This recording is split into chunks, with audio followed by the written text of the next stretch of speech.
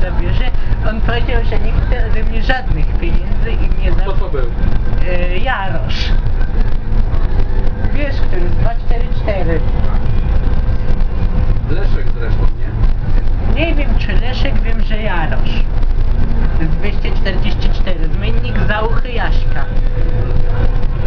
A ty nim zaś też pojechał. A teraz kto będzie w tamtą stronę jechał? Kursy. A nie wiem, nie wiem. Chyba teraz kursy, a później 201.